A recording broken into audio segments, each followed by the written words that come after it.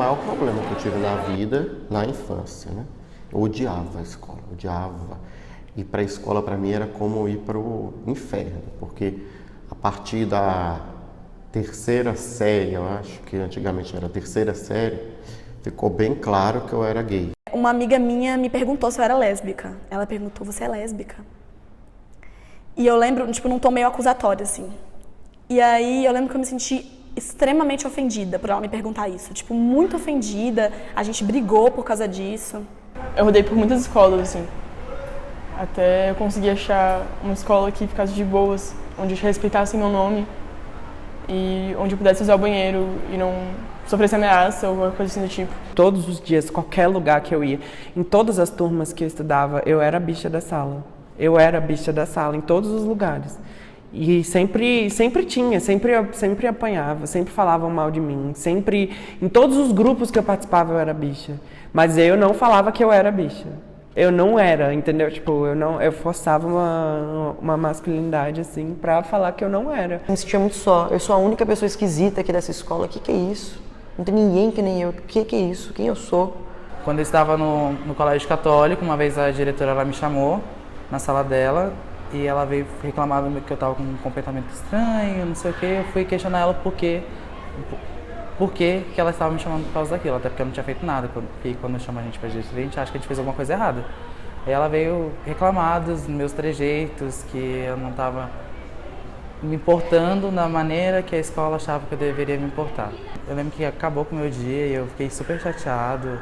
E eu lembro que eu só queria sair daquela escola porque não dava, entendeu? Eu sentia que eu não era bem-vindo naquele ambiente. Um monte de menino no intervalo começou a falar um monte de xingamento pra mim, mas eles me cercaram no intervalo, assim, sabe? Porque eu andava com as meninas, porque eu era o maricas, o boiola, o baitola, todos esses xingamentos que a gente conhece, típicos, mas assim, muito ofensivos. Então eu fui pra sala da coordenadora, eu comecei a chorar, e aí eu falei, liga lá pra casa, só que eu não quero que se conte isso pro meu pai, que aconteceu, porque eu também me sentia humilhado do meu pai me ver humilhado, me ver como uma pessoa frágil. Isso é muito ruim, né? Você se sente pior dos seres humanos, né? As pessoas LGBT, elas não podem simplesmente ir para uma escola qualquer, que nem muitas outras podem fazer, e só se preocupar com isso. Elas também têm que se preocupar com um lugar que vai aceitar elas por quem elas são e um lugar onde elas vão se sentir seguras. Eu cheguei a ter um professor que ainda trabalhava a questão da homossexualidade como uma doença ou como um desvirtuamento, mesmo que embora o Conselho... a Organização Mundial da Saúde houvesse retirado a homossexualidade daquele CID de doenças mentais. Você não sabe o que você é, você não sabe que você pode ser outra coisa, você é agredido o tempo inteiro por uma coisa que você não sabe o que é, você tem um desejo que é proibido. Foi um tempo que, tipo, a minha mãe, velho, só tem amigo menina, você tem que arrumar amigo homem, você tem que andar com os meninos. Tipo, na igreja mesmo, se ela me visse com as meninas, ela vai lá pro grupinho dos meninos. E, tipo, aí eu parei de ter amigos. Da parte dos meus amigos, quando eu comecei essa transformação dentro da escola, alguns amigos me apoiaram, alguns me ajudaram, outros se afastaram, outros diziam que era uma fase, outros falavam que era safadeza. Um professor heterossexual, se ele chega e comenta que, óbvio, imagino que todos os professores falam alguma coisa sobre sua vida, porque a gente convive com nossos alunos, né? Então, fala coisa, eu saí com minha esposa, não sei o quê, alguma coisa assim, minha filha, isso. Todo mundo vai achar normal, né? Agora, se um professor gay fala com a mesma naturalidade, né? Sobre alguma coisa que não seja nem necessariamente o assunto seja a sua sexualidade, mas que revele a sua sexualidade, digamos assim, isso já é exposição. Por coisas também de eu me autoafirmar Eduardo para um professor novo e me falarem para o professor que eu não era um homem e sim uma mulher. E que era para ignorar aquele fato de que eu era o Eduardo. Uma situação de bullying vivenciada por um aluno nosso homossexual, onde ele sofria agressões pelo fato de ser homossexual. Tá? Então, foi caracterizado mesmo pela perseguição, pelo xingamento. Então, ele estava na quadra, ele era xingado, ele passava no corredor, ele era prensado na parede por 2 ou 3 alunos. E ele não se revelava, ele não contou para a escola, não contou para a mãe, primeiro porque a família não sabia. Que é um dos casos também que acontecem demais. Muitas vezes os alunos, os meninos e as meninas têm receio, porque a família desconhece a identidade de gênero e eles acabam camuflando as agressões. Ele chegava às vezes a ter marcas, porque ele levava a cotovelada. Tava um aluno do meu lado e eu também tava na escada, a gente tava, acho que estavam tipo jogando queimada, a gente tava olhando as pessoas jogarem na quadra. E esse menino parou e continuou tipo, falando comigo com a professora. Daí ele falou que era impossível ele ver um viado na rua e não ter vontade de bater. Era impossível para ele não sentir essa vontade. Daí a professora pegou e falou, não é bem por aí. Daí eu já pensei, olha, ela vai intervir, que legal. Só que ela pegou e falou, tipo, não é bem por aí. Eu também sinto desconforto quando eu vejo, mas você não pode bater. Assim, eu acho errado por causa que eles são... qual é aquela palavra que eles sempre usam? Promíscuos. Eu acho errado a promiscuidade, assim. Mas ser viado até tudo bem. Eu comecei a me desinteressar pelos estudos, porque o lugar que eu ia, que eu até então frequentava, era o lugar que eu mais recebia preconceito, discriminação, né? Todos esses fatores que começaram a fazer com que eu realmente começasse a perder o ânimo de ir para a escola. Me deixou muito para baixo, eu fiquei muito triste, entendeu?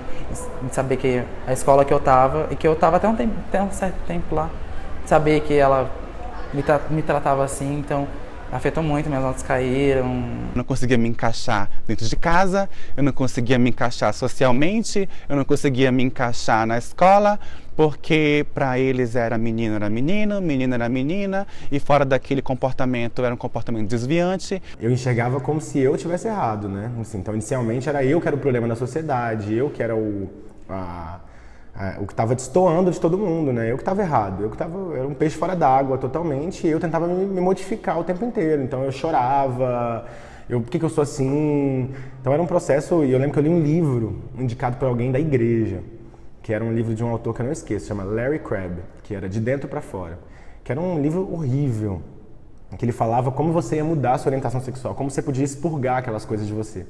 E aquilo foi assim, um sofrimento gigantesco para mim. São raros os momentos que eu olho e sinto nostalgia de vivenciar tudo de novo. É meio que tormento lembrar de algumas coisas até. Eu acho que meu tempo de escola foi uma vida fingida, assim. Se eu puder falar o que foi o meu tempo de escola até os 18 anos, eu vivi uma vida que não era a minha vida. Qualquer violência é um problema nas instituições de ensino, né? Só que nós temos as violências que são mais predominantes.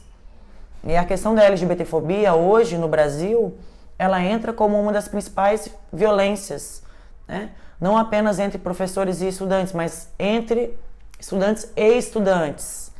E se a gente não tem uma intervenção sobre esses processos, o que a gente está ensinando para as pessoas?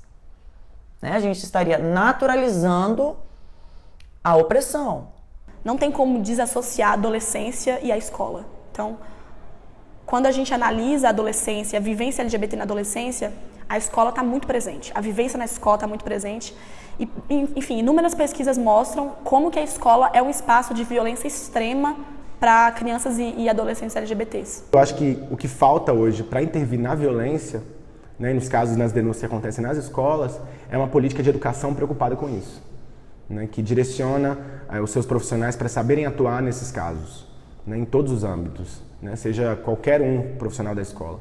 Então acho que isso é fundamental. E uma política pedagógica constante que possa evitar com que os casos de violência ocorram. O que nós vemos hoje na escola como uma instituição é que ela assim, se faz muito por uma via única, né? Nós chamamos de monocultural. Isso é muito perverso, né? De certa forma, assim, a criança ela não aprende a conviver ou aprende a olhar o universo com um olhar da multiplicidade, né? De diversas formas de ser, diversas formas de pensar e de diversas formas de se colocar no mundo também. A escola deveria ser um lugar amplo, onde ela faz você entender o que você é E o que você é não é uma normalidade, e sim uma condição do ser. Aliás, a escola deveria ser um lugar onde você aprende a se comportar, a se tornar uma pessoa mais responsável, talvez, quem sabe, uma pessoa melhor. Mas sabe o que eu aprendi na escola?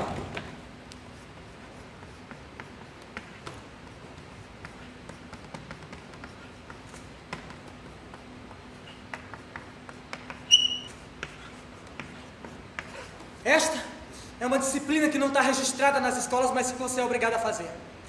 É um espaço de uma grande opressão e que poucas pessoas conseguem de fato superar isso, e que para superar isso elas precisam passar pela necessidade de fingir, criar máscaras sociais que são de acordo com a normalidade binária do masculino e do feminino, de como você tem que se comportar para que as pessoas aceitem. Então você tem que fingir o tempo inteiro. Existe um grande receio no seu jeito de se comportar, para nem todo mundo saber. Se você conta para alguém, você sempre tem que ter medo dessa pessoa pegar e contar para todo mundo, se você não está preparado para todo mundo saber. E daí você sempre tem aquilo que você quer fazer e aquilo que você é imposto, que você tem que fazer. A frase famosa da Beauvoir, né? Você é feito alguma coisa, você não nasce homem ou mulher, né? Não é, parafraseando, você é feito alguma coisa, você é parte de um processo, você usa calça ou saia por quê? Você tem cabelo grande ou curto por quê? Não tem uma norma, nem do ponto de vista dos biólogos mais conservadores, não teria uma norma para esse processo de construção de identidade. Esse processo é absolutamente social. Não basta você chegar na universidade e começar a ter contato com o debate de direitos humanos, de gênero, sexualidade e a questão LGBT. A gente entende que esse debate a gente precisa ter contato com esse debate muito mais cedo do que na universidade, porque quando a gente chega na universidade a gente já vivenciou diversas violências sem ter condição, empoderamento e força suficiente, e bagagem intelectual, inclusive, para lutar, para combater esse tipo de violência. Existem alguns setores assim da sociedade, principalmente extremistas, religiosos, fundamentalistas, que têm tentado subtrair da escola o debate de gênero, de diversidade, de orientação sexual e tantos outros debates que são fundamentais para você construir uma cultura de aceitação, de respeito. Como é que a gente pode formar sujeitos comprometidos com a ética democrática se a gente não pode discutir os temas em curso, né, que se referem à violação ou à violência que determinados sujeitos sofrem na sociedade? Hoje, esse rótulo de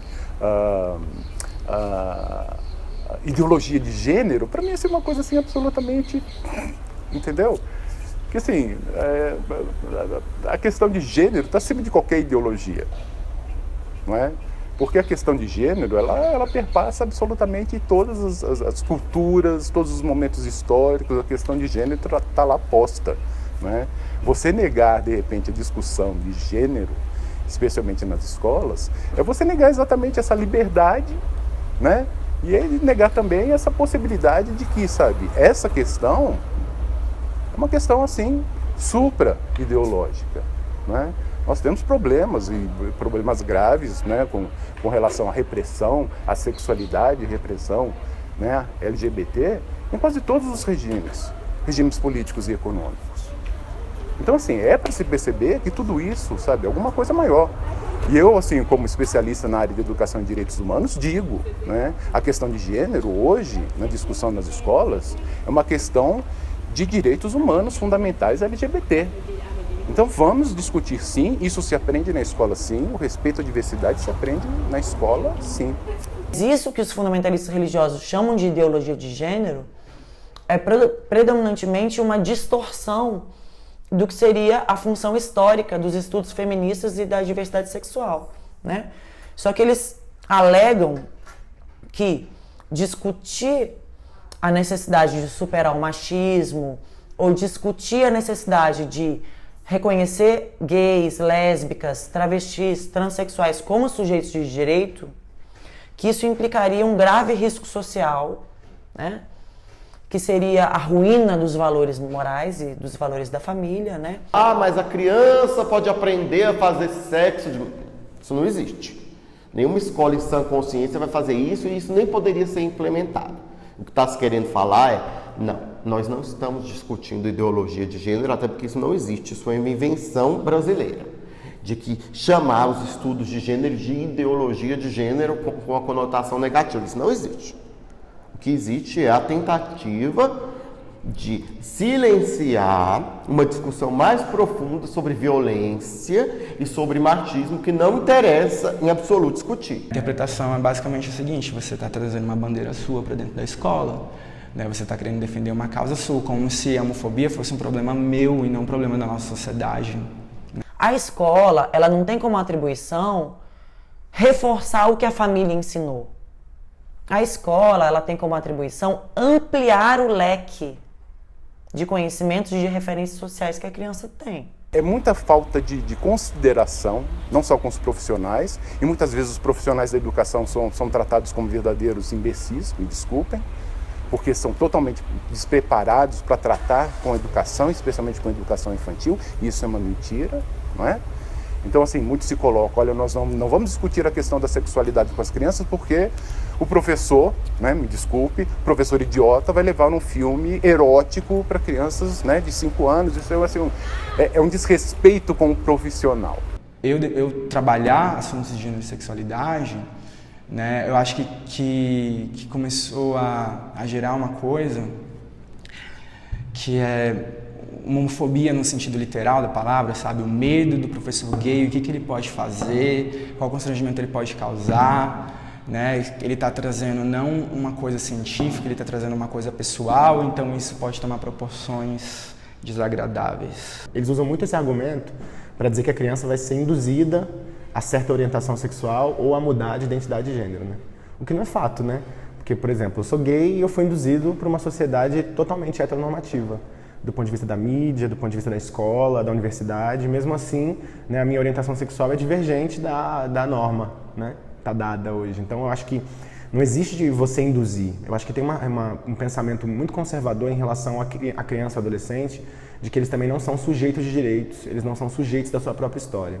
Uma coisa é você ter políticas de proteção a qualquer tipo de violência, inclusive violência sexual, né? Mas outra coisa é você não aceitar que essas crianças tenham acesso a um projeto educacional mais diverso, onde isso tenha orientação, seja em todas as idades, né? Claro que você vai construir conteúdos para cada idade a partir da realidade cognitiva daquela idade, né? De maturidade, etc. As pessoas que cuidam das crianças que não estão preparadas para falar com elas sobre gênero. Então, a gente tem que se preocupar muito mais em resolver a cabeça das pessoas que estão cuidando das crianças do que de fato das crianças, porque elas não têm problema nenhum em falar sobre isso. Eu realmente acho que gênero, sexualidade são questões que você tem que discutir com a criança desde cedo, porque ela sofre desde cedo. Quem é diferente sofre desde cedo. Eu já pensei muitas vezes em me matar, muitas mesmo, assim. E é engraçado que quando eu falava isso para as pessoas héteros da minha família, elas ficavam meio que, nossa, mas como assim? Vocês pensavam em se matar? Por que você fazia isso? Tipo, eu pensava em me matar desde criança. As pessoas não conseguem entender que pessoas LGBT têm pensamentos suicidas desde criança, porque desde muito pequeno, elas falam que crianças LGBT não conhecem isso, mas desde muito pequeno, desde 3 anos de idade, eu já tinha uma performatividade que era chamada de bicha. Crianças de 3 anos de idade já conseguem cometer uma LGBTfobia. Enquanto as crianças LGBT não sabem nem o que são, elas já estão sofrendo a violência. Aí chega também uma criança e diz assim, professora, mas o meu tio preferido tem um namorado. O que ela vai dizer? Não vai falar nada? Não vai se trabalhar? Então, assim, é um absurdo imaginar que essas questões não sejam levadas para dentro da escola, que a escola não possa discutir. É o papel fundamental da escola fazer isso.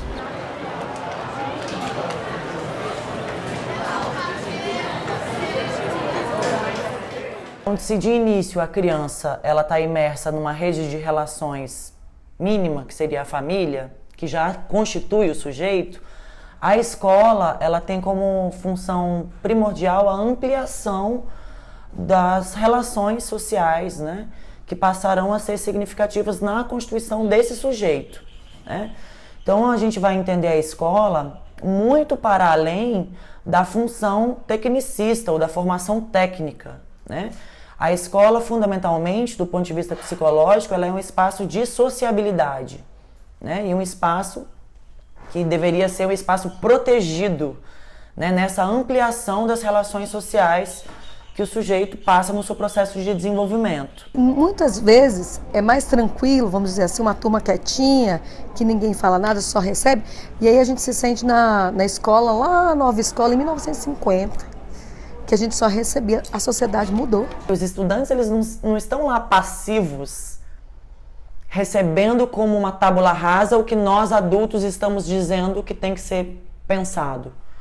Diante disso que a gente leva como conteúdo para as escolas, estudantes têm uma força de ressignificação. Eu não gosto da ideia de adolescentes LGBT sendo incluídos num sistema que, enfim, hegemonicamente é opressor e tal. Eu gosto mais de uma ideia de construir um novo espaço. Tem coisas básicas, sabe? Porque no livro de inglês, por exemplo, uma coisa muito básica que podia acontecer, que já ia causar uma normalização. Muitas vezes tem aquela coisa de... tem essa conversa entre esse casal, vamos ouvir a conversa no radinho da escola. Se fosse um casal homossexual, isso já ia trazer uma naturalidade para as crianças. E é uma coisa muito básica, que ia trazer uma naturalidade que, como por sendo uma criança principalmente, podia ter um efeito muito grande. E muita gente fala que a doutrinação das crianças e tal, não sei o quê. Só que a doutrinação é um mundo real, porque no mundo real existem homossexuais, existem lésbicas, existem bissexuais, existem transexuais. Então, se a escola tem que te preparar para o mundo real, a escola tem que te preparar para saber que essas pessoas estão lá, e que elas existem, que você tem que respeitar elas por quem elas são. Não uma questão transversal, não uma questão adicional que a gente coloca, que a gente aborda quando dá, mas que isso seja um debate que norteia mesmo as práticas educativas na escola. O debate, para mim, é o principal. Foi com o debate que eu consegui me expressar e ser o que eu sou hoje. Por exemplo, a minha mãe, para ela me aceitar, eu tive que debater com ela diversas vezes, eu tive que mostrar vídeo para ela sobre transexualidade, até ela entender. Então, se a minha mãe entendeu, e minha mãe tem 33 anos, minha mãe é nova, mas minha mãe entendeu, por que um adolescente não vai entender, sabe? Isso faz parte da evolução dele enquanto pessoa.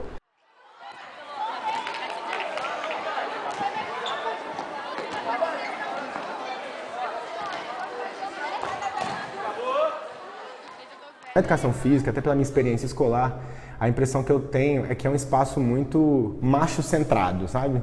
Então, os homens da escola amam aquele espaço e tem uma cultura de alguns esportes também muito machista, né? Muito vinculada aos signos do que é ser homem ou do que seria ser homem. Então, se você não compõe aqueles signos assim, né? Aqueles significados do que seria o ser homem, você está fora daquele espaço. Os meninos ficavam no futebol, as meninas na queimada ou vôlei. A gente já sabia que ali um território era masculino e outro era feminino. E se você permeasse por um desses dois, você seria apontado. Eu gosto de jogar queimada, não de futsal. Então, até mesmo o professor ele não aceitava isso. Ele, não, queimada é mulher e futsal homem. Então eu ficava, perdendo nota e sem fazer o que eu gostava. O futebol é o que esperam que você jogue o tempo inteiro, né? Então, se você não joga futebol, já é mais um motivo para provar que você é LGBT. Tem toda uma linguagem, né, no processo da educação física entre os meninos, assim, que é uma linguagem que reitera uma série de opressões, né, e acaba afetando diretamente a pessoa que tem uma orientação sexual diferente da dada norma, né? Eu não utilizava a roupa que as meninas deveriam utilizar para educação física, que era um short. Eu não lembro como é que era, uma saia, short saia, uma coisa assim. E eu usava bermudas e eu lembro que isso me dificultava também com relação à escola para estar na aula de educação física, porque eu levava falta porque não estava com o uniforme adequado. Eu já apanhei na aula de educação física por 3 alunos com bola de basquete. E ninguém fez nada. Aí eu já aguentando tantas coisas e acabei agredindo esse menino. Os meninos estranharam eu ter ido jogar queimada com as meninas e não queriam que eu fosse porque aquilo era um esporte de meninas, geralmente as meninas jogavam. E por conta disso eles vieram me agredir, eles me empurraram em uma grade, entre a grade e a parede da quadra e começaram a me bater, me chutaram e me deram socos, né? E quando eu fui relatar isso pro professor, o professor também apoiou o ato dos meninos, ele nada fez. Ele falou que é briga de criança e que eu deveria me resolver com eles. Então, em decorrência disso, eu já percebi que naquela época eu não tinha muito apoio, né?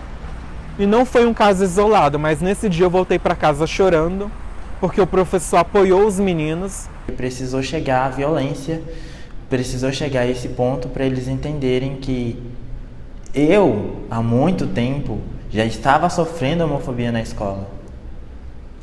E que precisou eu ter que enforcar alguém, machucar alguém, para eles poder tirar alguém dessa escola, então incentivar essa pessoa a respeitar. Mas ele foi expulso do turno, mas ele estuda de noite. E continua a mesma pessoa, não aprendeu nada. O menino que joga futebol, que é adorado pelas meninas e que é popular, ele pode existir ao lado do menino que é gay ou do menino que faz coreografia da Beyoncé na escola. Ou seja, todos têm igual direito. É óbvio que os preconceitos não vão ser abolidos e que provavelmente o menino do futebol não aprenda a respeitar o menino gay. Ele pode aprender? Pode, mas muitos não vão aprender. Agora, a escola ela tem que ter maneiras de mediar esses conflitos e punir ações que vão contra o direito da outra criança. Punir de uma maneira pedagógica. A direção me desmotivou a estudar.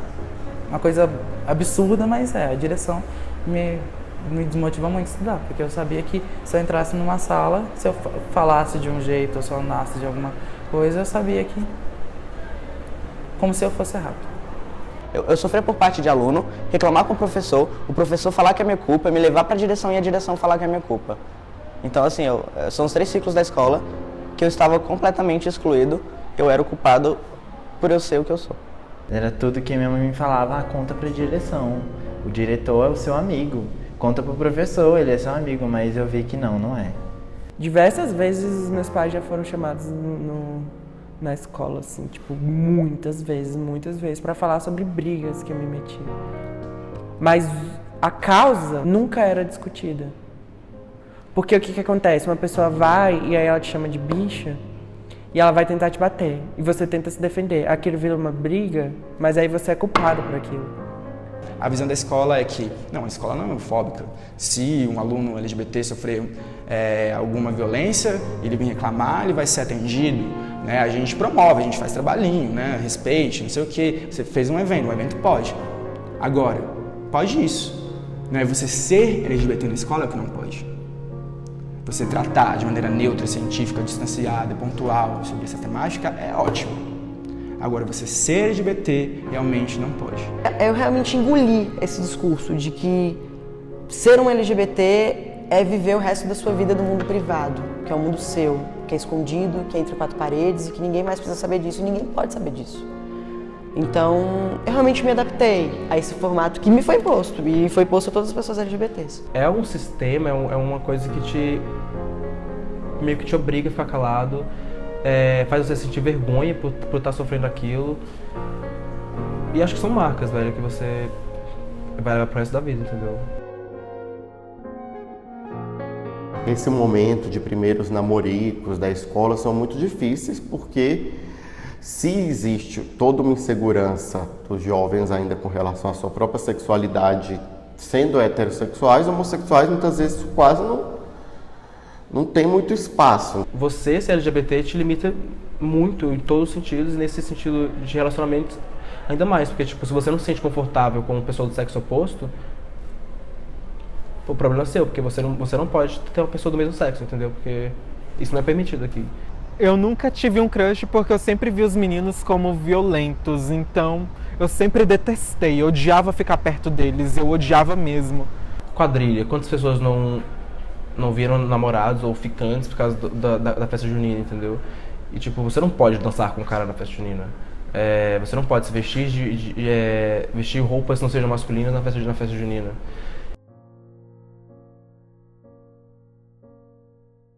Se uma criança sofre bullying na escola porque, por exemplo, ela é gorda ou ela é negra, ela pode chegar em casa e contar pra mãe: mãe, falaram isso de mim, isso. Mas se você é LGBT, você não tem o apoio da sua família, entendeu? Você chega em casa e vai contar pra quem? Tipo, me xingaram de viado hoje. Pô, por que te xingaram de viado? Você é viado? Tipo... Então você não tem esse apoio. Então eu chegava em casa e era eu e o banheiro, ou eu e o quarto mesmo. Tipo, minha família não sabe, acho que de nada que aconteceu comigo nos anos de escola, assim. Enquanto você mora dentro dessa casa, você tem que agir como homem, você nasceu homem, você tem que ser homem, você tem que falar como homem, andar como homem, se vestir como homem. Eu não conto nada pra minha mãe nem pro meu pai. Eu também tenho até medo de falar, sei lá, eu não sei como eles vão reagir. Eu contei pra minha mãe num desabafo de tipo, perdão por ser assim, me desculpa, porque eu sentia que eu tava fazendo algo de errado pra ela. Eles falam que é tudo porque eu provoco. Você passou esse batom porque você quis chamar atenção. É porque você quer apanhar. Você passou esse esmalte porque você quer apanhar. Você tá indo da escola de saia porque você quer passar homofobia. Se você não quisesse, você se vestiria como homem.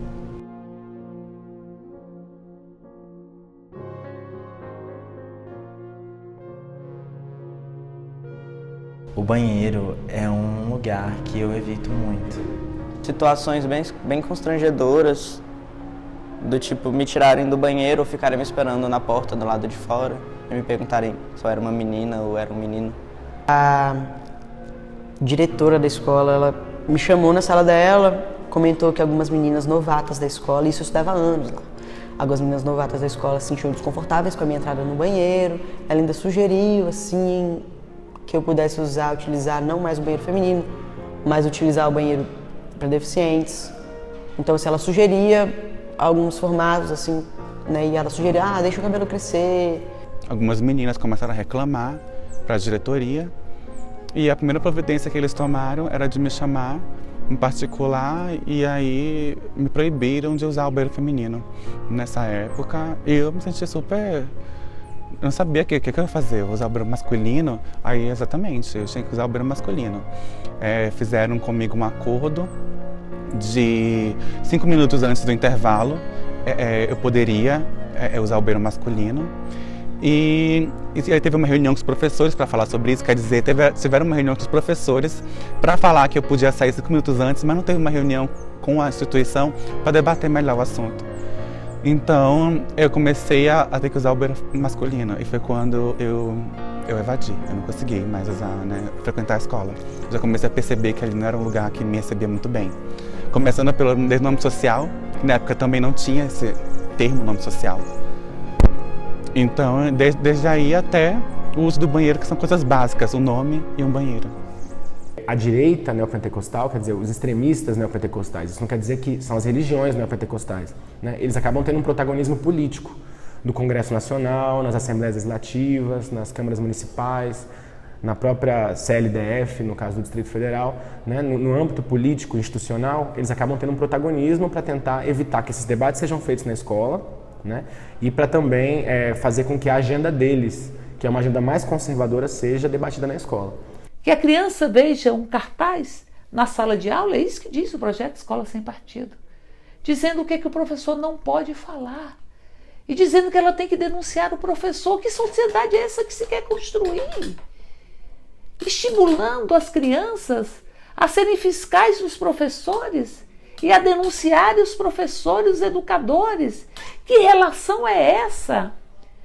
A escola não é só transmissão de conteúdo, nunca se transmite o conteúdo sem contextualizá-lo. A escola sem partido, na verdade, não é você tirar da escola os partidos. A ideia deles é tirar da escola o debate político, né, a liberdade crítica, a capacidade criativa do adolescente de repensar o mundo. Então não é escola sem partido, é escola com censura. Esses que defendem a escola sem partido são os que querem introduzir as Bíblias dentro da escola. Ou seja, romper de forma absolutamente assintosa a laicidade do Estado. Rompa a laicidade do Estado e vai estar se rompendo o Estado democrático. Porque o Estado tem que ser para todos e todas.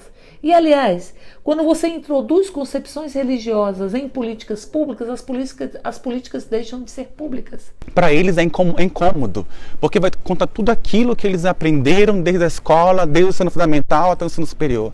Vai contar todas aquelas regras, que até biológicas, religiosas, sociais, tudo. O fundamentalismo religioso ele tem como característica predominante um viés antidemocrático, né, que visa impor para todo o conjunto da sociedade determinados valores numa certa lógica de presunção autoatribuída de superioridade moral. Então isso é uma coisa muito complicada. Não existe um ser humano que permaneça num lugar no qual ele não é aceito. Ele não se sente bem naquele lugar, ele não consegue ter foco nos seus estudos, ele não consegue ali ficar até então integralmente dedicado àquele lugar, porque você não se sente bem naquele ambiente. Você não está se sentindo bem naquele lugar, obviamente que você vai começando a perder o interesse daquilo. Você já não vai participando de uma coisa que você sofre todo dia, violência, discriminação.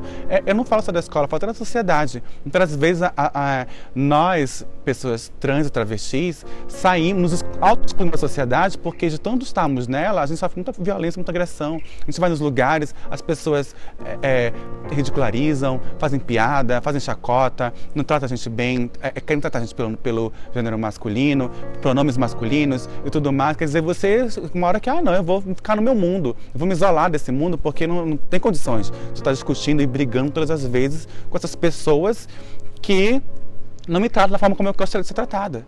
Então você vai se excluindo. Porque a gente não tem um Estado que olhe para essas crianças e esses adolescentes. Eles não reconhecem essa especificidade de ser adolescente, né, e LGBT. A gente vê muito essa ideia de que tudo bem, pode até ser LGBT, mas quando fizer 18 anos, né, toma à frente disso. E não, sabe? Existe toda tem que ter um preparo social, psicológico para essas pessoas, porque eles estão em situações super vulneráveis. A grande questão é você realmente fazer as pessoas, ter pessoas LGBTs presentes na escola, elas existindo, os alunos convivendo com elas, ouvindo, aprendendo com elas, conhecendo a vida delas. Como eu vi que isso deu muito resultado, porque isso teve interesse enorme dos alunos, eu tive uma resposta maravilhosa dos alunos, vários alunos comentaram comigo sobre o quanto mudaram, quanto gostaram, quanto acharam massa. Eu acredito que a educação tem que discutir, sim, a diversidade de gênero, sim. E o que é diversidade, o que é identidade de gênero, tirar essa palavra opção sexual da cabeça desses meninos, que isso quando ele vai ser a minha opção, não, meu filho, opção é a roupa que você está vestindo aí.